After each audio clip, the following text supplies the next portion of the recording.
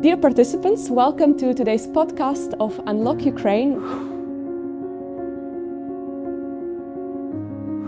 with Roland Freudenstein, head of GLOBSEC Brussels. Roland, you are a true supporter of Ukraine. We know you very well in Promote Ukraine. And my first question to you would be just to tell us a bit more about GLOBSEC, what you're doing now, what are your activities, and maybe you could also elaborate a bit about EU support to Ukraine and what the EU could do more to support Ukraine against this brutal invasion of Russia. Great, Anna. Thanks for having me. Let me start maybe with GLOBSEC. It's a policy organization, as it's called these days. I think a couple of years ago we would have said think tank, but policy organization, I think, describes it better. Because what we care about is politics, and we want to do advocacy based on research, based on sound analysis, about the strategic questions for Europe and the world. So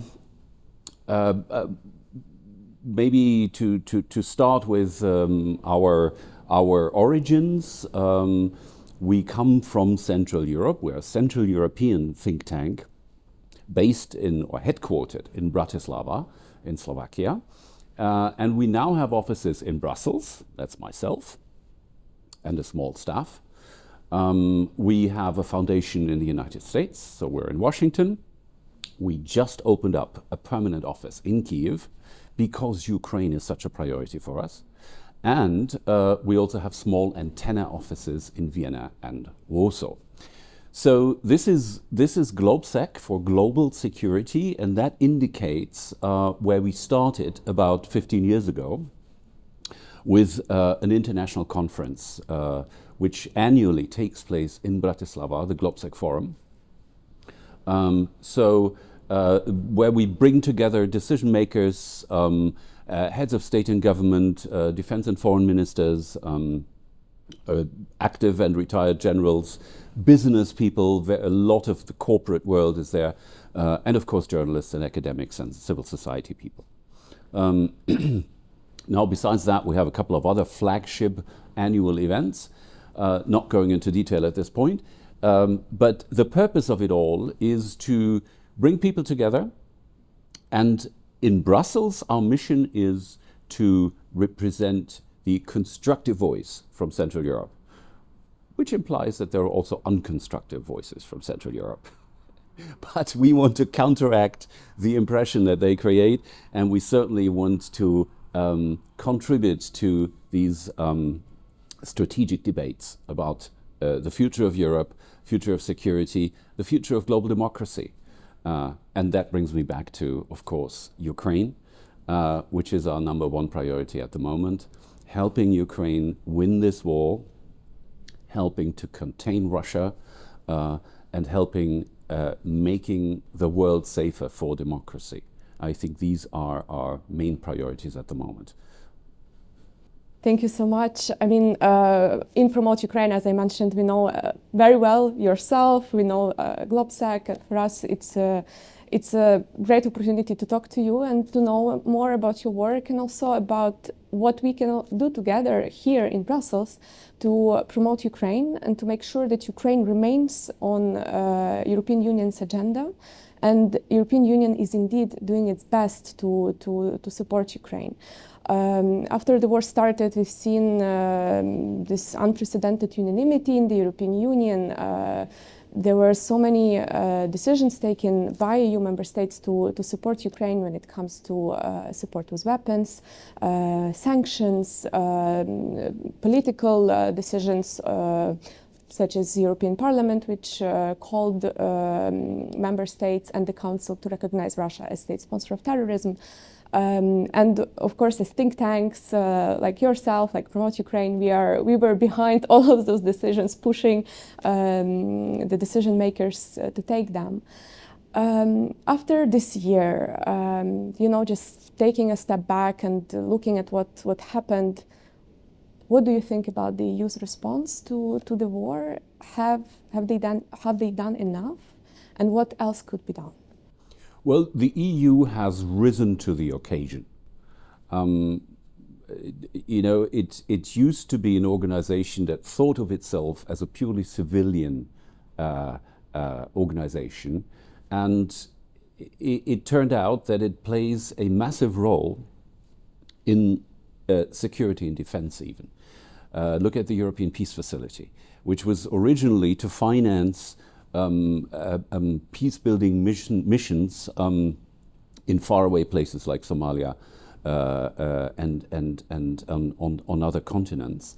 And here we have the first massive use of the European Peace Facility, with the EU reimbursing member states for weapons deliveries to Ukraine.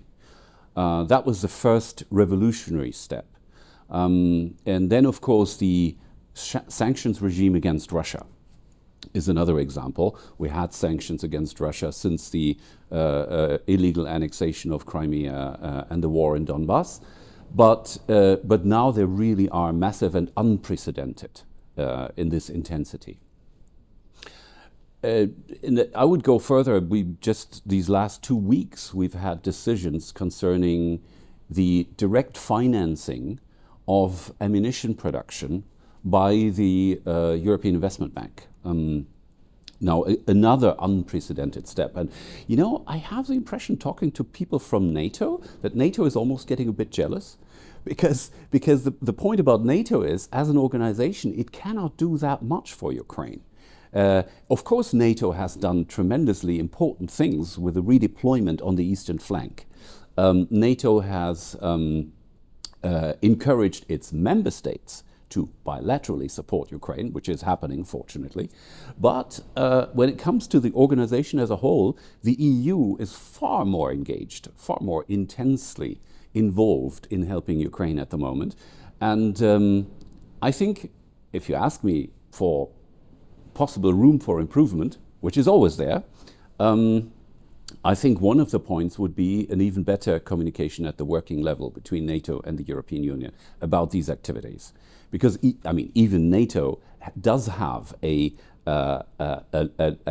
limited support program for Ukraine, capacity assistance program, and that should be much better coordinated with the European Union. But now, coming to the European Union itself, what I would wish for is a much clearer support for Ukraine's political agenda, Ukraine's post-war agenda. We are discussing the post-war reconstruction of Ukraine, in which, again, the European Union will have to play a massive role. I think there's never enough of that, of thinking today how we're going to finance this. For example, how we're going to use frozen assets by the Russian central bank and even by private Russian investors, oligarchs, how to use their assets to finance the reconstruction of Ukraine.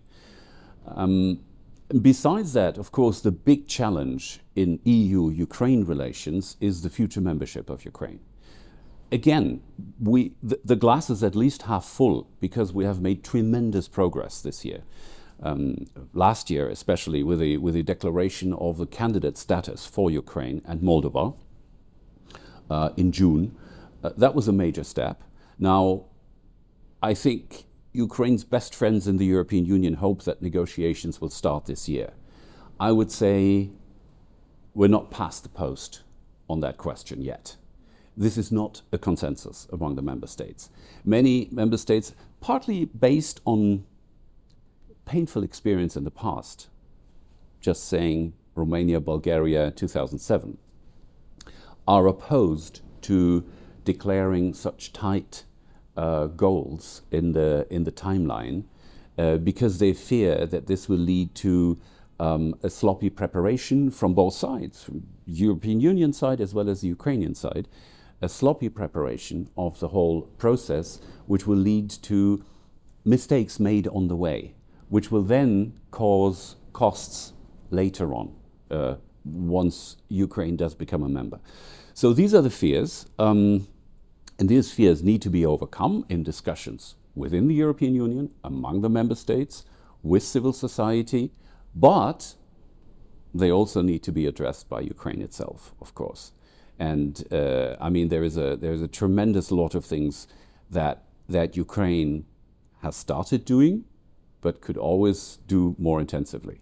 I totally agree with you. I mean, our homework is still there. We've done a lot when it comes to the requirements for getting the candidacy status. I think most of them we have already fulfilled, except for one. And recently, the Vice Prime Minister on European integration announced that around 85% of all of the requirements on getting the candidacy status have been fulfilled.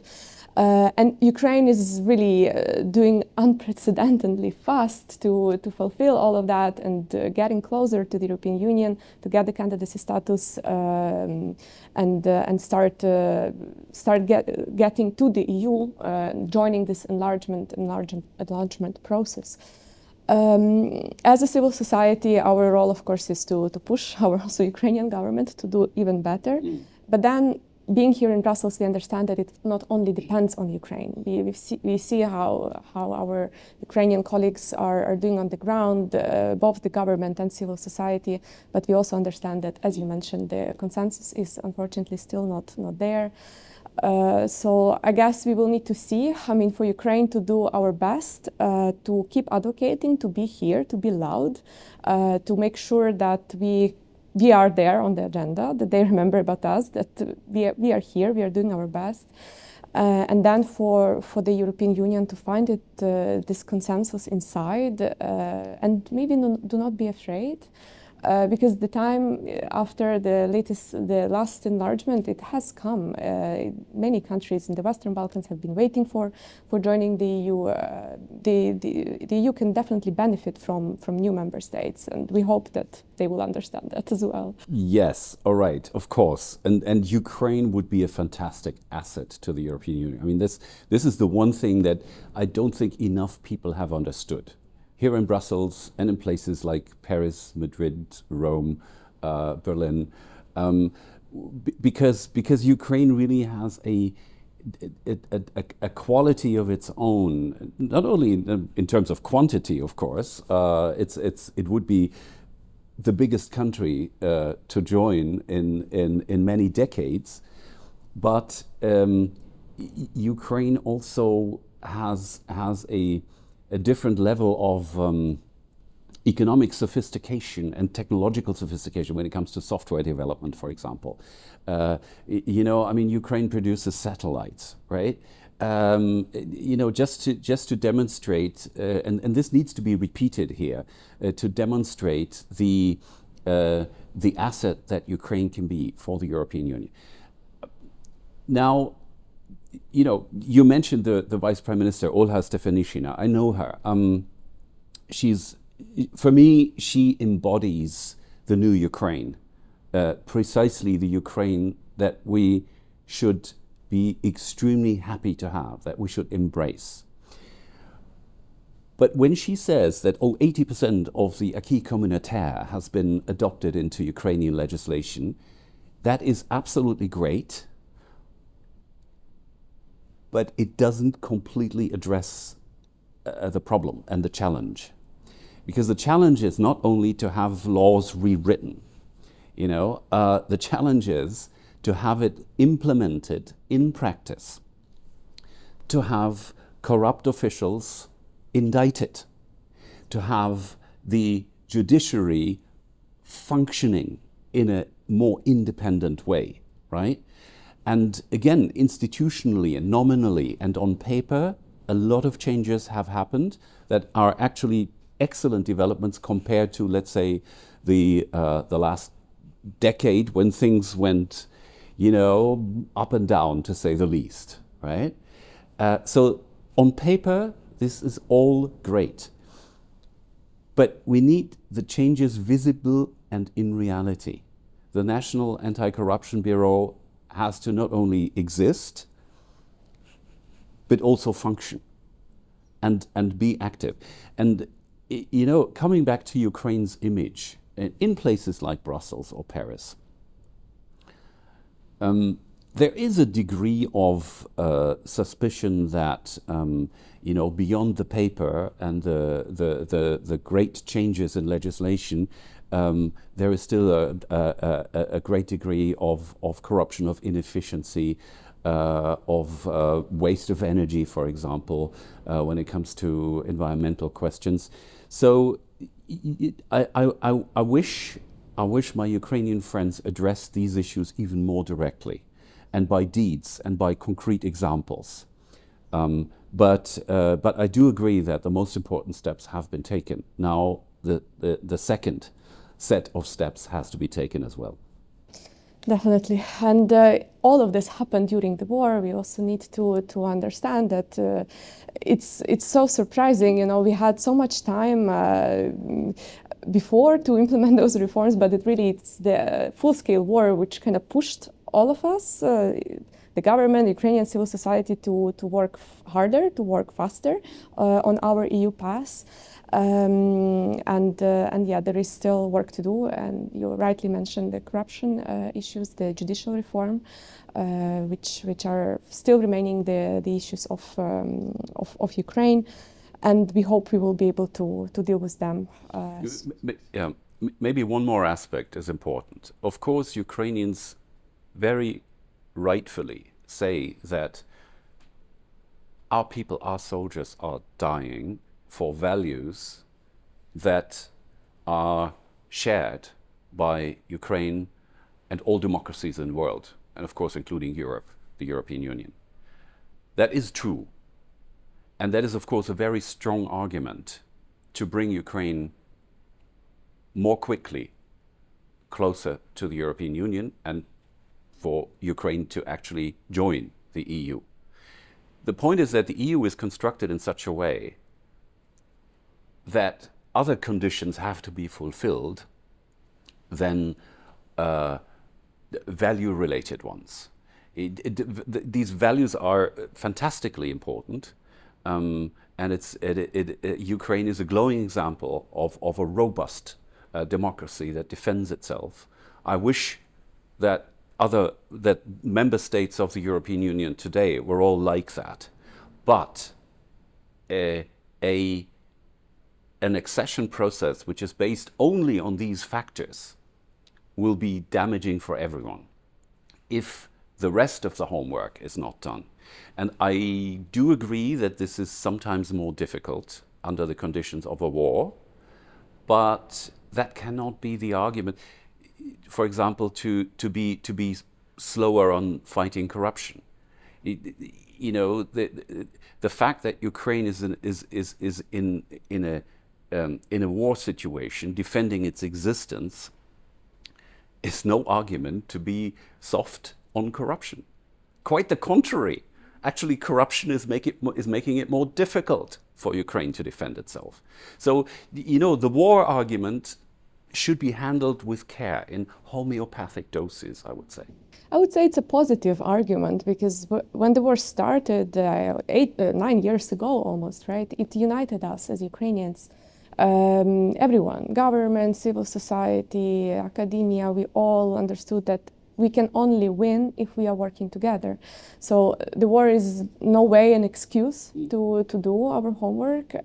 It's rather a positive argument that can help us to push the reforms, and we already see those developments. And when it comes to EU member states, as you rightly mentioned, it's good that they finally started to see that Ukraine is providing that necessary value which EU is all about. It's about peace and security, and we are the country which is now at the front line of that. We are the ones that are ensuring that other member states of the European Union can now live in peace, especially those in Eastern Europe and those that are sharing the borders with Russia. So in this sense, we definitely have a common support of the EU, but when it comes to the reforms, there are, and our internal, let's say, internal politics and internal cuisine, there is still so much to do, and the war should not be an excuse. But then, when it comes to security, you also touched the NATO.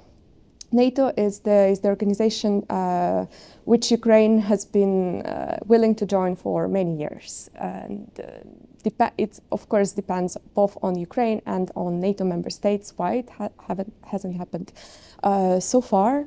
But now with the war ongoing, we are talking more and more in Ukraine how we can join NATO as fast as possible, because for us it's the only guarantee of the fact that the war will not start again. It's the only way which can stop Russia from attacking Ukraine. So for us, it's essential to ensure our security.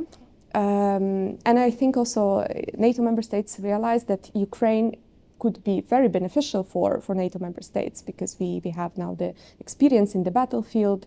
We are very well trained. We have all of those weapons, equipments. We know how to use it. Also due to support of NATO member states. But then we also understand that during the war, joining NATO is quite unlikely. But then we also want to understand when it will happen. We want to hear, the Vilnius summit is upcoming in June or July this year, and there is a big expectation in Ukraine that some decision will be taken there. Concrete promise that we have this pass, and there are 1, 2, 3 steps maybe to take, but we will definitely join it. We will definitely join NATO. What do you think of that? Is there a chance for Ukraine to join NATO? And if yes, when? Well, first of all, the Bucharest summit of 2008 ended with a clear commitment by NATO to Ukraine that Ukraine will one day become a member of NATO. Let's not forget that. What was missing at the time was a membership action plan, i.e. a timeline with concrete steps to be taken to lead up to membership. And many experts and leaders are saying today that the combination of generally a promise of membership and on the other hand, the lack of concrete steps, a membership action plan, actually produced the situation that Putin felt actually encouraged to attack Ukraine. Now, so I think what we would, the very least we can expect from the Vilnius summit of NATO is a repetition and reinforcement of this component of the 2008 summit declarations. Is there going to be much more than this? Remains to be seen. This is the next couple of weeks will be decisive in this. We know there are very active discussions among the member states where the eastern flank countries, or most of them actually, except Hungary of course, are arguing in favor of a much more substantial commitment, something like a membership action plan for Ukraine to be given this year.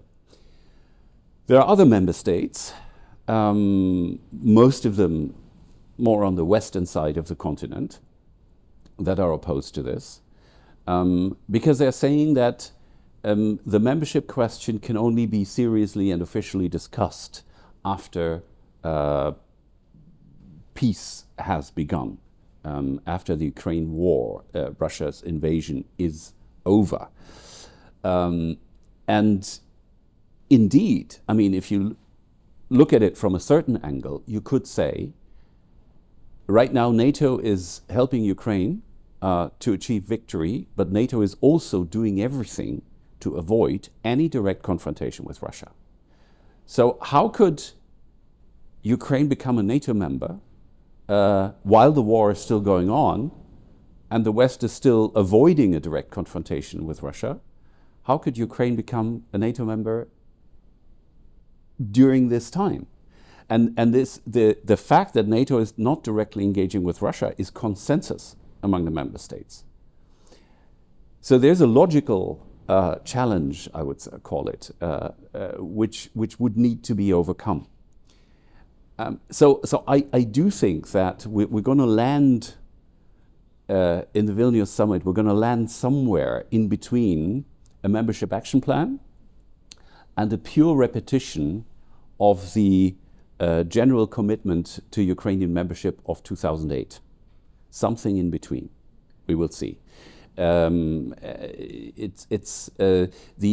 opponents of Ukrainian NATO membership would clearly say that, well, if NATO is not willing to engage with Russia militarily directly today, it will never do so in the future. And therefore, the whole question is moot. I think that's a minority opinion, but there are some prominent people even in this town, in Brussels, who are running around with that kind of opinion. I've been on panels with people like that myself. We will fight it out in these next couple of weeks among the member states. And as I said, hopefully to come to a result that gives the right signal to Ukraine. But I don't see a concrete timeline for membership at this point. Continuing speaking of NATO, Ukrainian civil society and Ukrainian government is watching NATO. We are preparing for the Vilnius summit. We are doing what we can to ensure that either the membership plan or some concrete decisions are taken for Ukraine. But as civil society, as Promote Ukraine, as volunteers here in Brussels, after all of those manifestations that we've done in front of NATO headquarters, after all the meetings that we had with the decision makers, representations of member states to NATO headquarters, to the organization, we still don't feel like this decision is going to happen, and we do not feel also empowered enough to change something. We try now to focus more on public opinion, also in member states, to let them know that without Ukraine, there will be no security in Europe, and NATO stands for security. Its primary goal is to ensure security and peace. But without Ukraine, it's not going to happen, and it's simply not fair that Ukraine is not part of NATO. We are defending NATO while not being part of it. So definitely there is this expectation that we deserve it. It's the time, and if not now, if not during Vilnius, then when?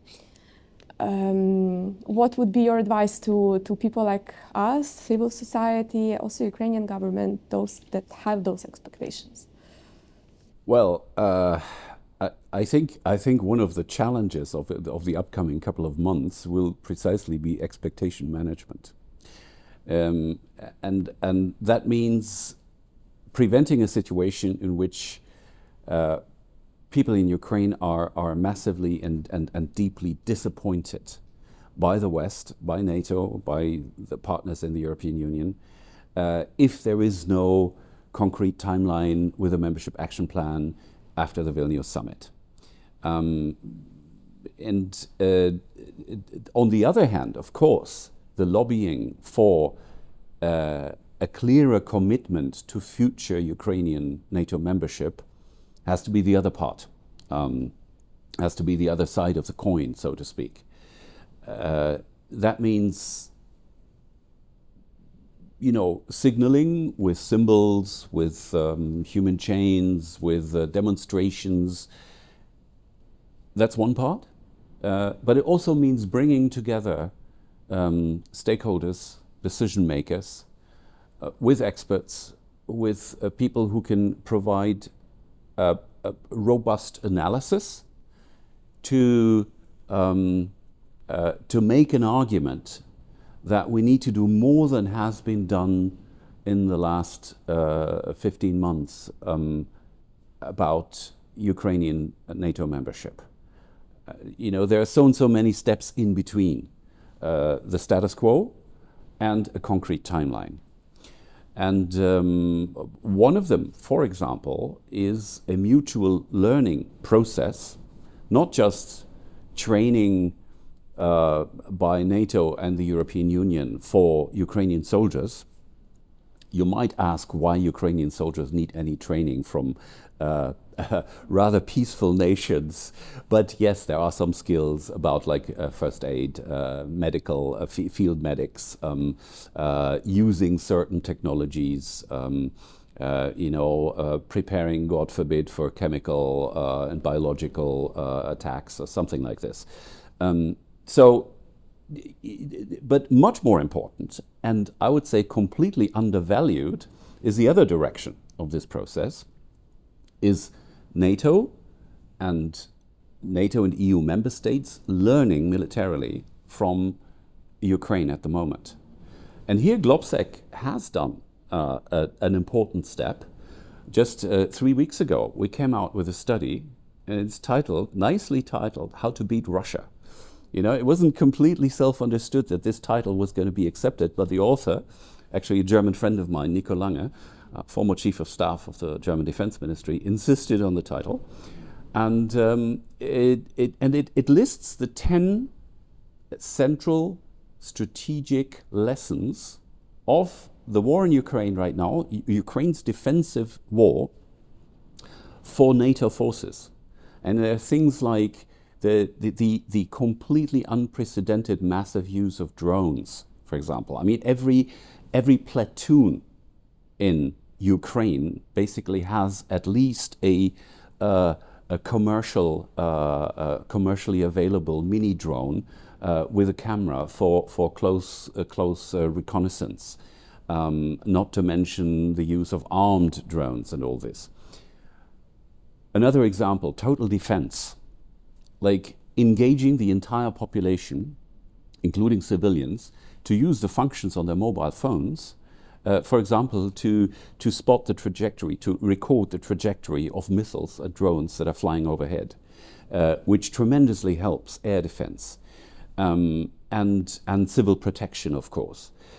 So, you know, all these are things that NATO forces can already today start to implement in their own structures, in their own also relations with civil society, in order to increase deterrence against Russia or other potential aggressors for the member states of NATO in the future. And this mutual learning process, I think, is one of the things where we can be much more concrete.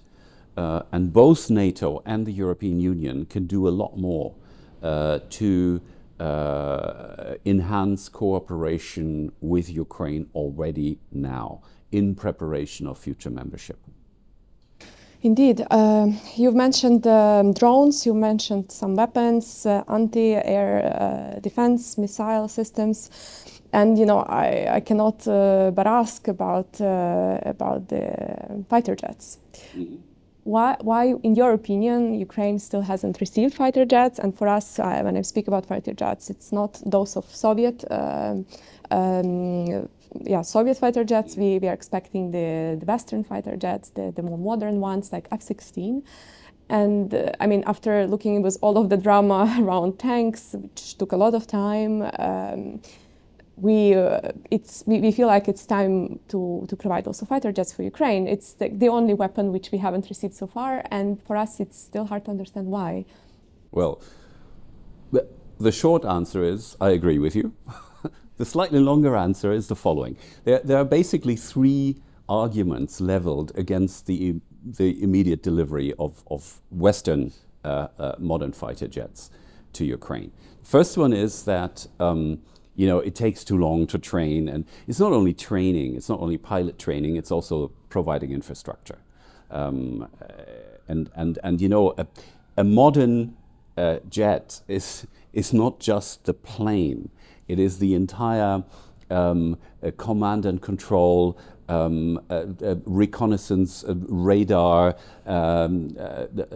fire control systems, and all this. Plus, of course, the ammunition and so on that has to match the plane. So all this taken together is allegedly too complex to deliver planes right now. The second argument is that there is a red line. Russia has told us that if we deliver fighter jets, then they're going to use nuclear weapons or whatever. And the third argument is that actually, in the current situation of the war, fighter planes are of limited use, and so they wouldn't radically change the situation on the ground, and also to massively use fighter bombers in an offensive capacity would create a whole new set of problems with Russian air defense, which is actually not so bad as we have seen. Russia has quite modern and quite functional air defense systems with the S-300 and especially S-400. Okay, so let's tackle these three arguments. First of all, training. I mean, Ukrainians have put to shame the predictions about how long it takes to train them in all the other weapon systems that were delivered over the last 14 months. So infrastructure indeed is a slightly, or that part of the argument is slightly more valid. But there again, I mean, if we really try, we can deliver the infrastructure as well and the ammunition and all this. So that argument is only half valid, I would say. Now, the red lines, I have to laugh. We have crossed our own red lines so many times. And you brought the example of tanks, but also other artillery systems, artillery missiles, air defense systems. On all these systems, there were Russian threats that completely failed to materialize after the systems were delivered to Ukraine. And in our own countries, the things that were declared impossible a year ago, or 9 months ago, or 7 months ago, suddenly became possible shortly after. So don't talk to me about red lines. Frankly speaking, if we're talking especially about fighter planes, as opposed to strategic bombers, if we just talk about fighter planes, I cannot see Russia suddenly stepping up or escalating the war, as it's called. So, third argument, and this I think has some credibility. Fighter planes would indeed make it much easier for Ukraine to defend its own airspace against Russian planes, but also slow-flying drones, for example. I mean, it would be much, much easier for Ukrainian air defense to not only intercept 70% or 80% of a swarm of drones that is launched, but actually 100%. That would be possible with a solid number of modern Western fighter planes. But I think it has to be taken seriously that this would, of course, indeed protect civilian infrastructure and energy infrastructure much more effectively, but it would certainly not help to protect against hypersonic missiles, of which, fortunately, Russia possesses only few. And we would also have to be aware, indeed, that the Ukrainian counteroffensive, which is coming in a few weeks, would not be strategically made easier by this.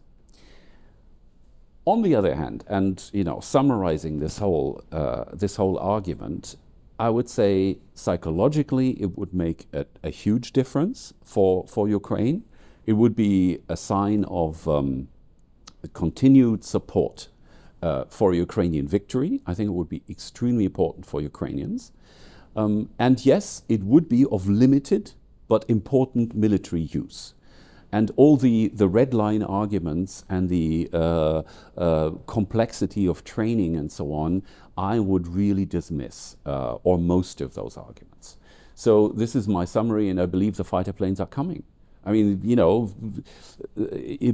behind closed curtains, the training is going on already. We all know this. It's just not, the delivery is not happening right now. Yes, indeed, it must be just complicated to ensure all this infrastructure, and we have the same feeling in Ukraine that we are waiting for them, and they will come eventually. We just want to make sure that they come on time. First of all, to protect our air defense system and protect our civilian infrastructure and our civilians, our people. Russia keeps shelling our hospitals, our schools, just shelling cities, shelling people, and killing people, and that's the way. The more the better air defense system we build, the more lives we can save. That's why the urgency. That's why we are asking for fighter jets as the final step to complete this air defense support that Ukraine is requesting, because Russia is a terrorist state. It's a country which doesn't fight a fair war. It's not the war in the battlefield. It's the war against civilians. So that's why the air defense is so essential, and that's why Ukrainians are talking about it that much. And when it comes to delivering this message about Russia being a terrorist, because that's the only explanation of why they are killing civilians. We are also seeing here in the European Union a bit of misunderstanding and maybe not readiness to speak openly about it. I mean, we feel like everyone understands that, especially when they talk behind the scenes with us. But when the time comes to speak openly and declaring Russia as a sponsor of terrorism, the European Union hasn't done enough. We do appreciate the recent resolution of the European Parliament and the strong stance of members of the European Parliament in recognizing Russia as a sponsor of terrorism. Also, NATO Parliamentary Assembly did that.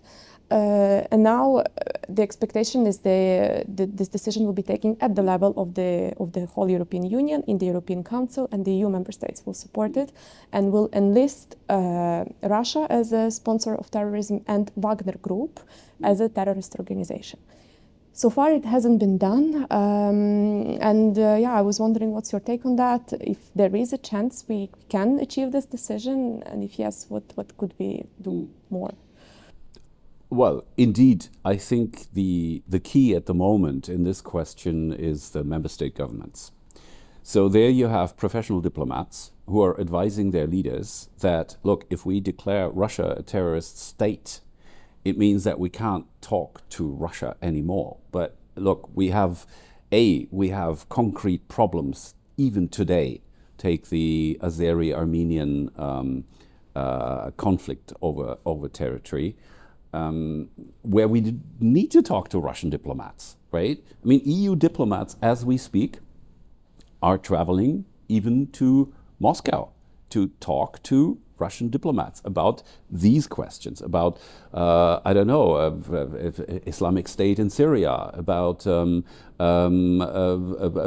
proliferation of weapons globally, and of course about other global questions like climate change and so on.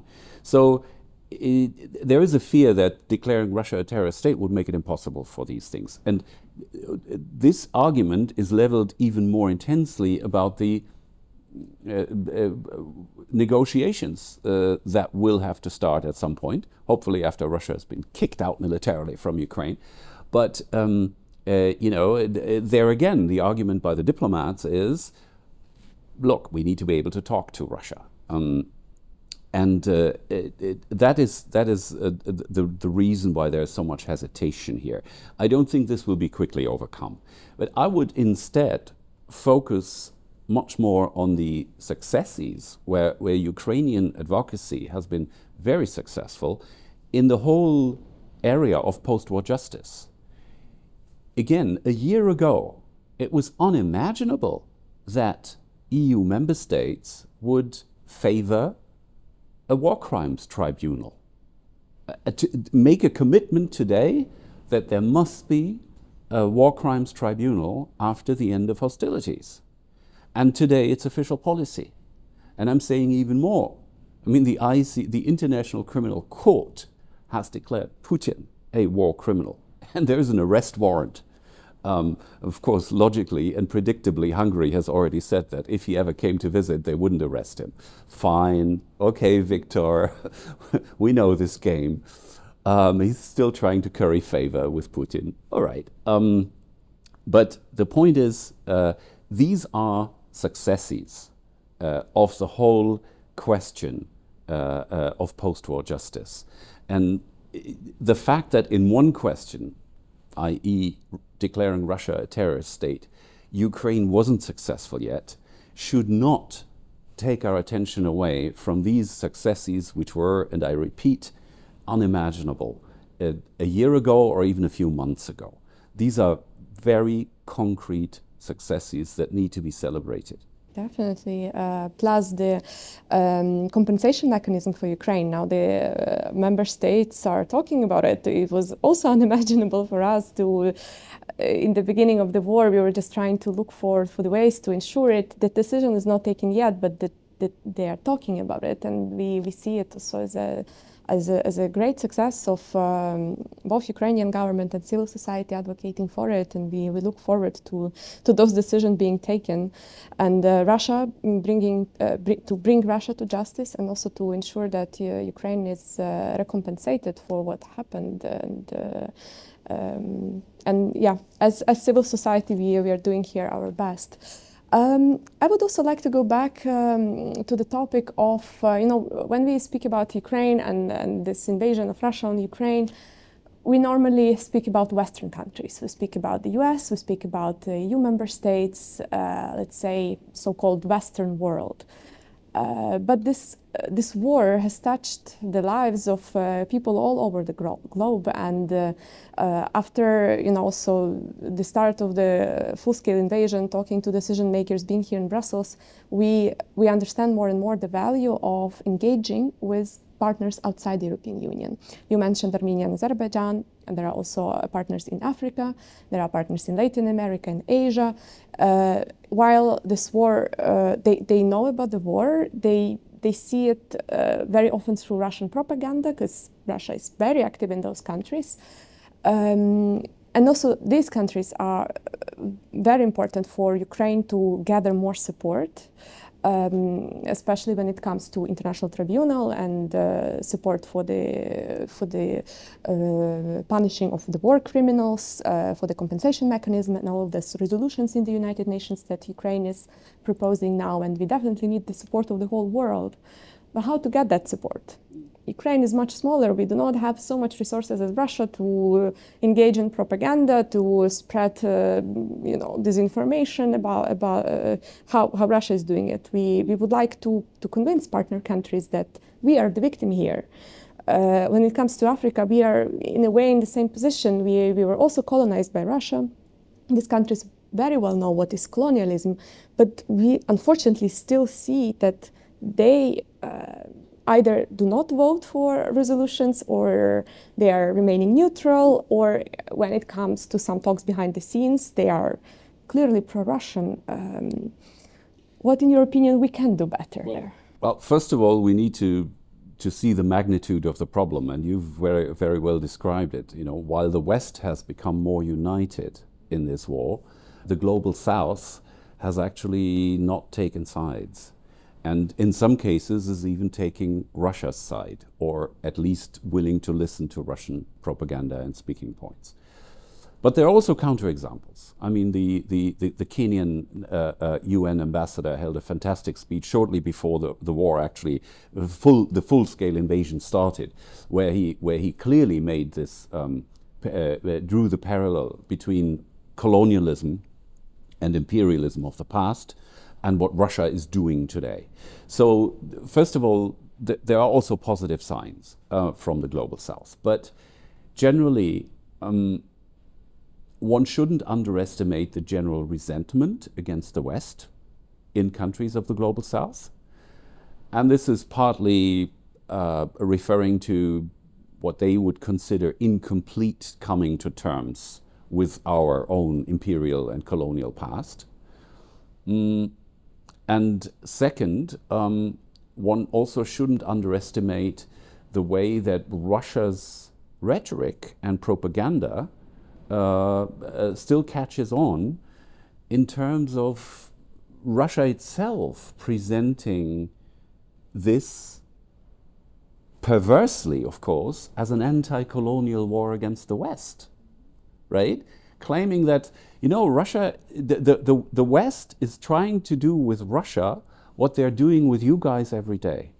And unfortunately, some people still believe that in Africa, for example. Now, there are a couple of other aspects of this ambiguous attitude of the Global South. There's also the argument of hypocrisy, for example, about refugees. I mean, I've read many op-ed pieces in Al Jazeera, for example, which claim that when the refugees were brown-skinned and Muslim in 2015, 2016, they caused a crisis across the whole European Union. This caused a tremendous rise in populism and ethno-nationalism across the whole EU, especially Central Europe. Whereas today we have white and Christian refugees coming from Ukraine, and they're embraced, they're welcomed with open arms. So why this difference? Of course, let me start answering here. Obviously, there are differences between these two cases. In 2015 and 16, we were not talking about 100% refugees from an acute war zone. Yes, there were some people from Syria, but there were also fake Syrians among these refugees. Many people actually had no documentation at all. So you didn't know. I mean, are these economic migrants? Are these people whose lives are threatened at the moment? It was not clear. Second thing is the composition of the refugee stream. I mean, the Ukrainians coming to European Union countries today are 80% women and children. Well, in 2015 and 16, these were 80% young men, which makes a difference. Come on, I mean, let's be honest. In terms of the threat perception of the receiving population. And finally, yes, culture matters. Culture matters. I mean, Ukrainian refugees, take Poland, the country that hosts the highest number of Ukrainian refugees at the moment. I mean, the languages are arguably pretty similar. I mean, I'm fluent in Polish, I understand Ukrainian. And of course, there's a complex Polish-Ukrainian psychological relationship, and there is a past, but by and large, these are populations which are culturally comparable. Let's put it this way, which is not the case for people from sub-Saharan Africa or Afghanistan or Iraq. Coming to the European Union countries 5, 6, 7 years ago, and it does make a difference. So maybe too much detail on this question, but there is also a hypocrisy argument by the Global South on a more strategic level concerning the war itself, saying that, okay, Saudi Arabia has been bombing Yemen, terrorist groups and neighboring countries have been invading eastern Congo, and the West was more or less sitting on the fence, helping this side a little bit, talking to that side a little bit. So why are you suddenly so worked up about our sitting on the fence or refusal to take sides on Ukraine? Well, the answer to that one is that we're talking about differences of quality and magnitude here. I mean, the Russia's invasion of Ukraine goes against the existence of a country, right? I mean, of course, Putin and some of his defenders, or Putin-Versteher, as we say in German, are still claiming that this is all about NATO, a future NATO membership or NATO support for Ukraine. Well, that may be 10% of the explanation, but most of it, and Putin has said it quite clearly, is his firm belief that Ukraine doesn't exist or shouldn't exist as a nation. And in the wars that are quoted by countries of the Global South, these things are objectively speaking a bit less clear. And of course, the West has supported UN efforts to end these conflicts, where many countries of the Global South are still repeating speaking points that are delivered by Foreign Minister Lavrov when he goes on his beautiful long-term trips across Africa and so on. Now, what's the conclusion here? I think, first of all, we should recognize that there is still anti-Western resentment, and that by many countries in the global South, Ukraine's defensive war is defined as still a Western action against Russia. We should counter this with rational argument, but we should first of all perceive the fact that the idea is there. We have to deal with it. Now, second, who should deal with it? And here comes Ukraine itself and the Central Europeans. It's good that Foreign Minister Kuleba went to Africa last year once, I think in October. It's good that he's planning a second trip. It's good that Ukraine is stepping up its efforts, but there has to be much more of this, and also there has to be a special engagement of Central European representatives with the Global South. Why? Because Central Europe has, like Ukraine itself, a certain street credibility as a victim of colonialism and imperialism. I mean, you know, most Central European countries were controlled, colonized, if you want, first by the Austro-Hungarian Empire, second by the Nazis, and third by the Soviet Union. And Russia is trying to do the same today with very, very brutal and criminal instruments. So that has to be pointed out time and again. Final point here, there are some material reasons why countries of the Global South are falling for the Russian narrative. And this goes from arms deliveries by Russia. India is a fantastic example of a country which is right now, in terms of military deliveries and technology, dependent on Russia. It ranges to energy, cheap energy, because of the boycotts and the sanctions of the West.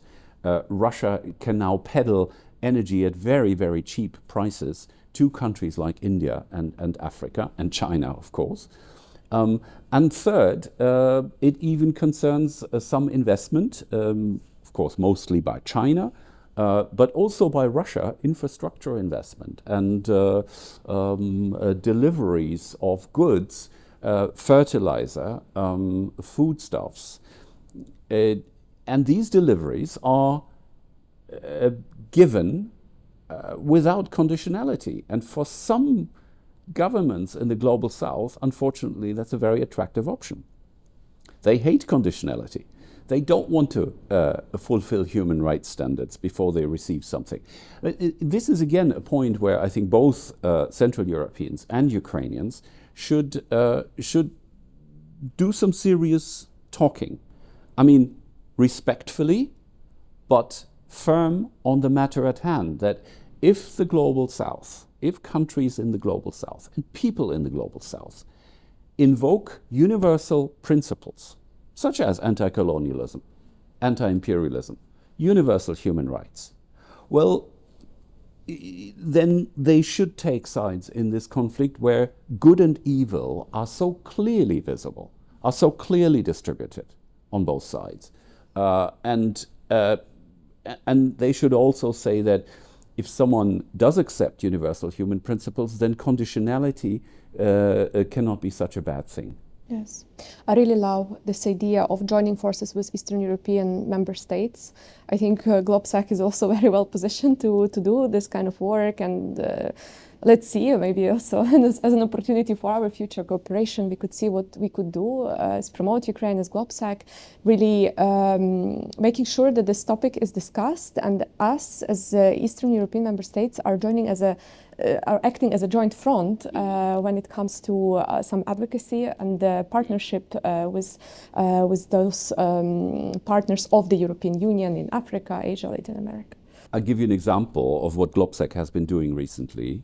Last year at the GLOBSEC forum in Bratislava, we had Indian Foreign Minister Jaishankar, who predictably got into some very direct exchanges of opinion with representatives of EU member states, of civil society in Central Europe. Even some Russian Democrats were arguing against him, and GLOBSEC has developed a special link to Indian think tanks and civil society organizations. As a consequence, several of us were at the Reisner Dialogue, which is like the biggest annual security conference in India, and it was striking to see how effortlessly Russia still acts in these contexts, like the Reisner Dialogue. And Lavrov had an absolutely breathtaking, I would say, dialogue with an Indian think tanker. And he got some spontaneous applause from the audience, because part of the Global South audience still falls for Russian narratives. But thank God, on all these occasions, there is pushback from civil society organizations and think tanks of Central Europe, and there are counter-narratives. And GLOBSEC was very active in this in the last Reisner Dialogue, which is just a few weeks ago. So next chance will be the GLOBSEC Forum end of May this year, where we are firmly counting on Foreign Minister Jaishankar to attend again, and we will have other representatives of Indian civil society and the think tank scene. And so we are building this dialogue with India as a particular spokescountry for the Global South. Wow, that's impressive. To be honest, I think you are either the only one or one of the very few who are doing this work, such an important work. While everyone understands the importance of it, then no one does anything. At least in Brussels, we don't see much efforts towards those countries on explaining what this war is about, what's Russia, what's Russian propaganda. Very little, unfortunately, is done. While this kind of argument that Russia is circumventing sanctions through non-EU member states, through Africa, through Asia, is constantly there, but there is no solution what could be done. And it's important, even more important this year, because it seems that this year, when it comes to sanctions, maybe the last point we will discuss today, if you allow me, is that EU wants to focus on sanctions circumvention rather than, presenting some new sanction packages, and making sure that Russia is not avoiding those sanctions through other countries. But in order to ensure it, you really need to work with Africa, with Asia. But what are you doing to ensure that? And what's the role of civil society there? A brilliant example of GLOBSEC's work with India and the Indian think tanks, inviting them to the forum. We are very much looking forward to watching that and participating. But what else could be done? What the European Union can also do in the sense to better engage with partner countries, together with Ukraine, and as you suggested, Central and Eastern Europe in the lead. In the context of sanctions, but also for other topics. Well, Central Europe was also in the lead when it came to the membership candidate status for Ukraine, for example. Another red line, so to speak, that was crossed effortlessly after people had claimed for months that it was impossible. No, but coming back to the sanctions, look, the problem with sanctions at the moment is not that we need to invent new ones. The problem is the implementation. The problem is that in fact, we have to acknowledge that Russia has, not since yesterday, developed very smart ways to circumvent the sanctions. Russia is using third countries, and this is China, but these are also countries of the Global South. This is even Turkey, to completely sideline the sanctions regime. And of course, Russia has even found methods to continue to cooperate with enterprises in Western countries, in the European Union, somewhere below and unseen by the sanctions regime. So we need to address these issues, and this is I think we will see some improvement in the next couple of months here. The problem has been identified by decision makers in the EU, and it has been identified by our diplomats, who of course are trying to talk to countries of the global south and also to China. You know, in the Cold War, there was a very prominent organization called COCOM, Coordinating Committee, which contained all the NATO member states, but also non-NATO countries, such as Japan, for example, at the time, South Korea. And they clearly agreed on lists of products and technologies that should never be delivered to the Soviet Union and the Warsaw Pact countries. We need something like this today. I mean, you can see the outlines of it in the so-called Ramstein coalition.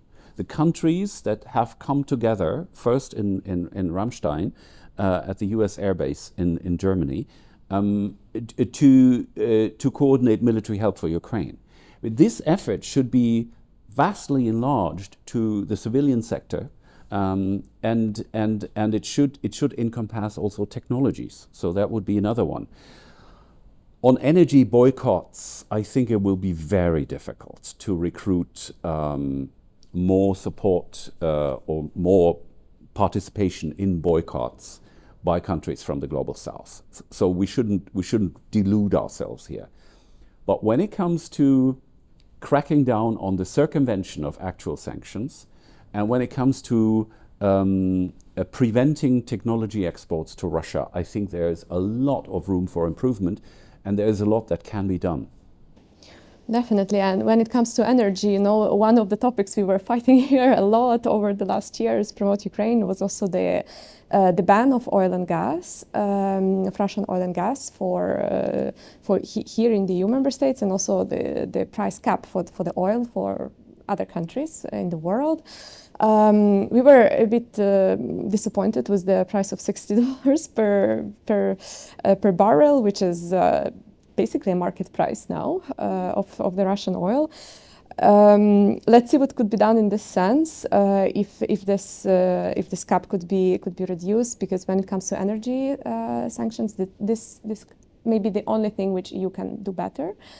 That's from the perspective of us as volunteers of Promote Ukraine, but also of Ukrainian government, and also the idea of this kind of larger coordination between member states of the EU, US, Japan, South Korea, on ensuring that Russia is not receiving this kind of equipment based on the example of the Second World War is really good, and that's something we can also work towards here in Brussels when we are doing our advocacy. So thanks also for this brilliant idea and all of those ideas that you shared with us today.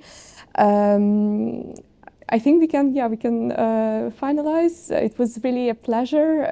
We look forward to working together with you, talking more, doing joint activities. We look forward to the GLOBSEC forum. It's always a highlight of the year when it comes to this kind of international discussions, and really GLOBSEC is always in the lead there.